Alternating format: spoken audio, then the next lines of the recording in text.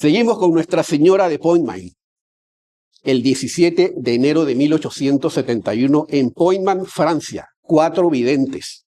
Eugene, de 12, Joseph Barbedet, de 6, François Richer, de 11 años, y Jean-Marie Lebossé, de 9 años, durante la guerra entre Francia y Prusia. Estos 4 videntes testimoniaron haber visto en el cielo resplandeciente a una hermosa señora en el tejado de un granero. Los niños, sorprendidos y atemorizados, se acercaron a aquel lugar y contemplaron a la Virgen María. Otras personas también la vieron, pero no la podían escuchar. Los 4 videntes recibieron un mensaje de la Virgen que les decía: oren mucho, estoy aquí para escuchar sus peticiones. La noche siguiente, los niños regresaron con una muchedumbre de 15,000 personas al mismo sitio, y la Virgen se les volvió a aparecer, pero esta vez ella se mostró muy triste. Delante de ella apareció un crucifijo de color rojo sangre, y sobre él escrito en letra mayúscula el nombre de Jesucristo.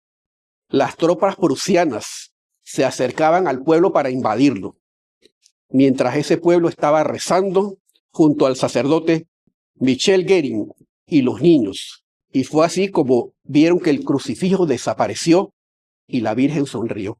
2 pequeñas cruces aparecieron sobre los hombros de ella antes de que desapareciera.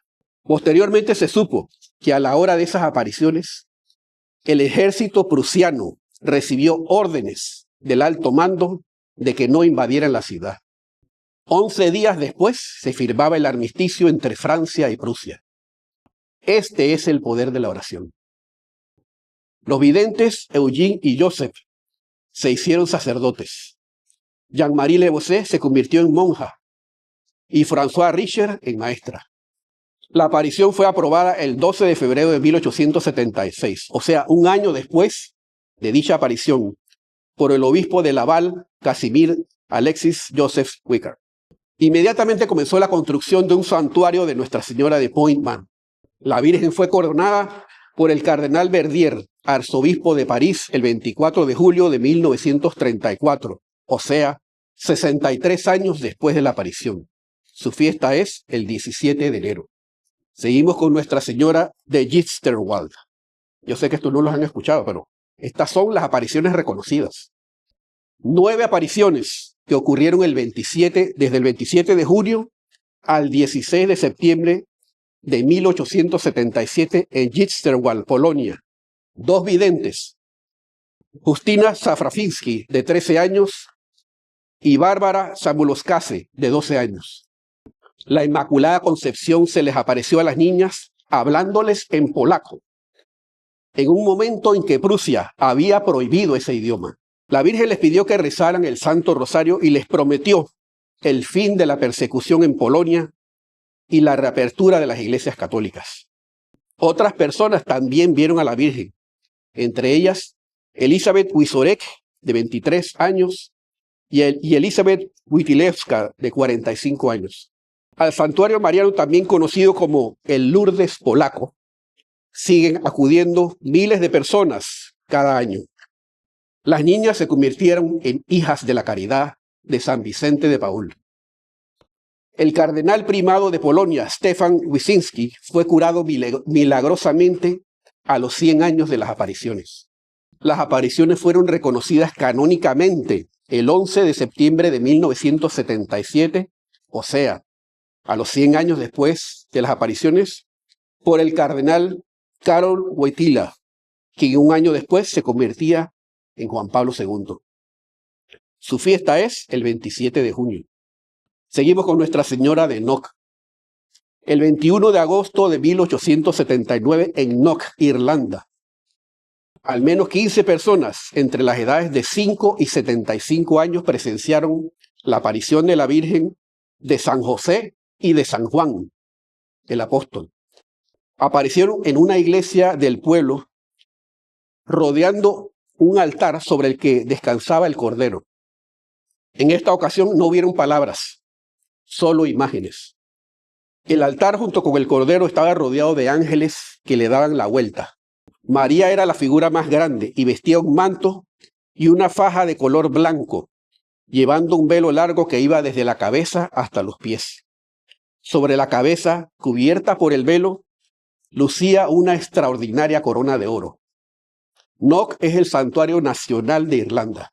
El arzobispo de Tuam, Gilmartin, formó otra comisión en 1936 para examinar a los 3 videntes que quedaban vivos, Mary O'Connell, Patrick Byrne y John Curry, y los 3 confirmaron sus declaraciones originales de 1879.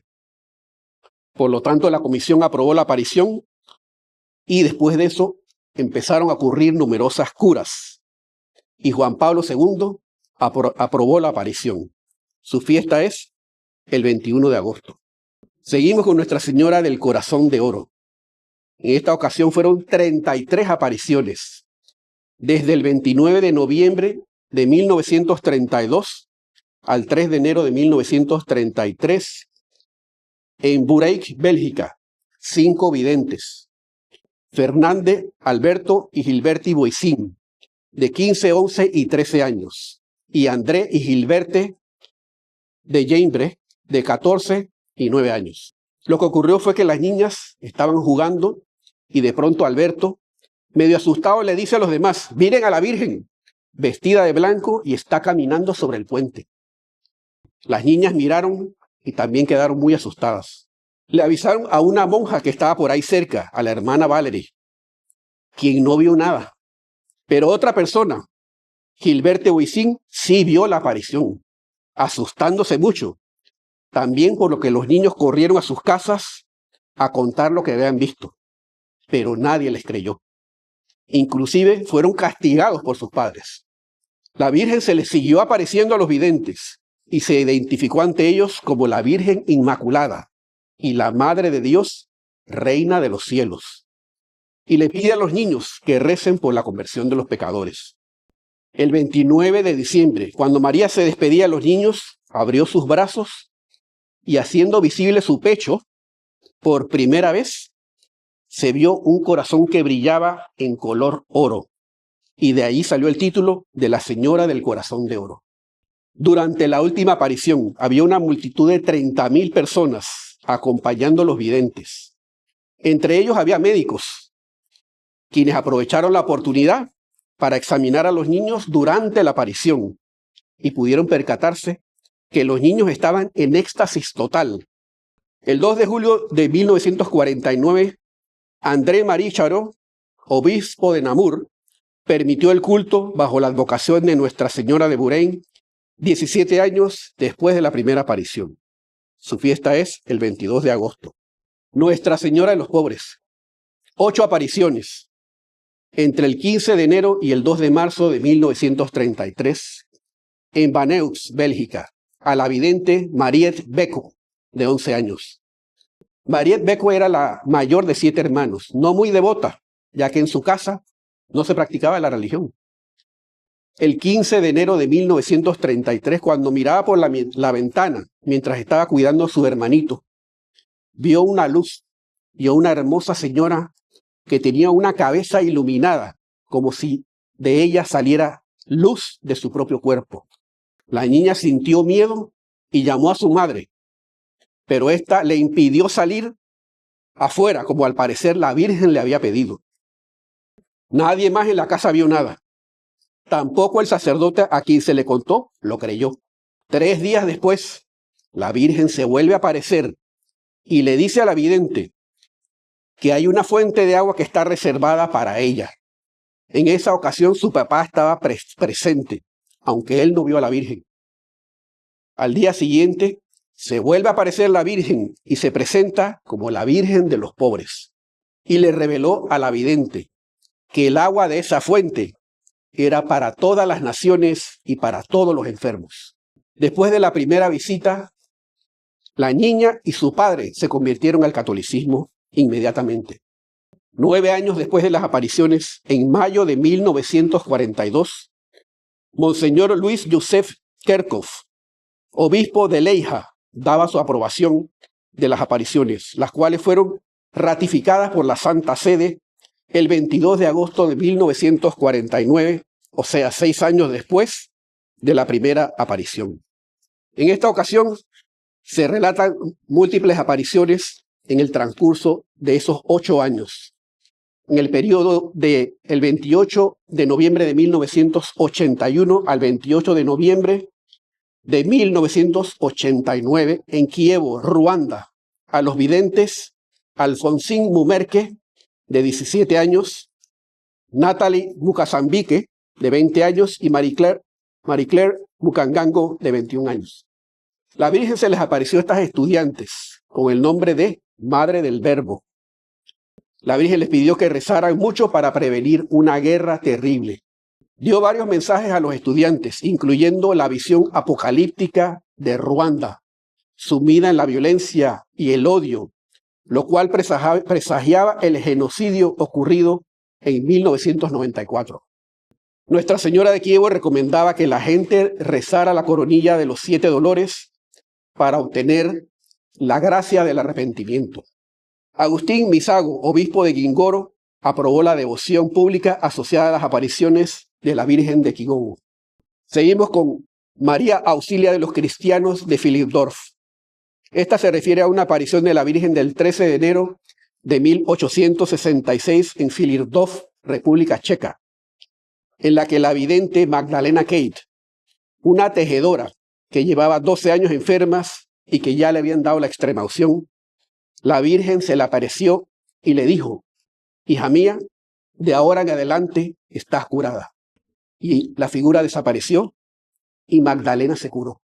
Los aldeanos la cuestionaron de cómo era posible que ella se había curado, a lo que ella le dijo: vi a la Virgen, me dijo que estoy sanada y lo estoy. Eso fue todo. La noticia se difundió por todo el pueblo. Mucha gente vino a visitarla, inclusive de sitios recónditos. Magdalena después se dedicó a servir a los ancianos y a los enfermos. Murió a los 70 años el 10 de diciembre de 1905. Debido a las múltiples curaciones milagrosas de los enfermos a través de la intercesión de la Virgen de Philipsdorf, esta ha sido llamada la Lourdes del norte de Bohemia. En 1866, el mismo año de las apariciones, el obispo de Litomen, Agustín Pavel Wahala, dictaminó la curación milagrosa de Magdalena y el carácter sobrenatural de la aparición. La iglesia local fue elevada al rango de basílica menor por el Papa León XIII en 1885. Fue dedicada a María Auxilio de los Cristianos y es un importante centro de peregrinaje. Su fiesta es el 13 de enero. Estas son todas las apariciones reconocidas oficialmente por la Santa Sede. Existen numerosas apariciones no reconocidas oficialmente, entre ellas Nuestra Señora de Medjugorje. Aparentemente estas apariciones ocurrieron en 1981 en Bosnia-Herzegovina, en los que la Virgen nos ha dejado mensajes de conversión, de paz y la defensa de la vida. Menciono a esta aparición no reconocida porque personalmente tenemos una anécdota de esta advocación que quizás en otra ocasión podamos compartir. Ya algunos de los presentes saben lo que ocurrió. En conclusión, cuando la Iglesia aprueba una aparición, uno es libre de creer en ellas o no. En aquellos casos en que la Iglesia ha desaprobado una aparición, tenemos que aceptar y acatar esa decisión. Una verdadera aparición o revelación genera un fortalecimiento de la fe, llena de paz y serenidad a los fieles que entran en contacto con ella, aumentando la caridad que nos impulsa a ayudar a nuestros hermanos y nos mueve a practicar las virtudes cristianas, especialmente la obediencia y la humildad.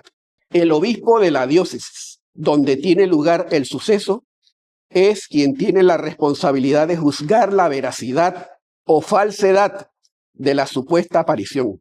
La aprobación del obispo es suficiente para considerar auténtica una aparición. Cuando el juicio de la iglesia es favorable a la aparición, se concede construir una iglesia o un santuario en honor a la bienaventurada Virgen María, bajo el título de la aparición, y se permite publicar imágenes y el culto público. Los grados de aprobación. Número 1. El obispo debe nombrar una comisión evaluadora y resultar de resultar favorable, tiene que hacer una declaración al respecto. Número 2, una vez hecho esa declaración, el obispo otorga permiso para la celebración litúrgica. Hasta aquí llegan la mayoría de las aprobaciones. Número 3, en cuanto a las apariciones que tienen una mayor atención, ocurre un reconocimiento papal. Esto puede ser que el Papa haga una visita al lugar o una mención papal. El siguiente paso y el último sería el reconocimiento litúrgico, en el que se incluye la advocación al calendario litúrgico. En resumen, nuestro Señor no obra milagros arbitrariamente, sino que lo hace con un propósito, y el propósito es atraernos a Él.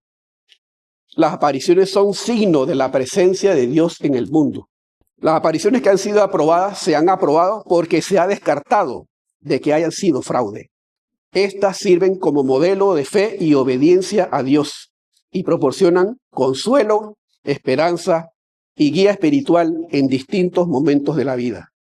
Lo más importante de todo lo que hemos dicho esta noche no es el tema de las apariciones, sino la fe que nosotros tengamos al Señor y la fe que le tengamos a la Madre de nuestro Señor Jesucristo. Ahora yo te pregunto a ti, querido hermano, ¿crees tú todo lo que hemos dicho aquí esta noche? No se puede amar a quien tú no conoces. ¿Conoces tú a la Virgen María? Esta es tu oportunidad de hacerlo. Bienaventurados los que no vieron y creyeron. Que Dios los bendiga a todos.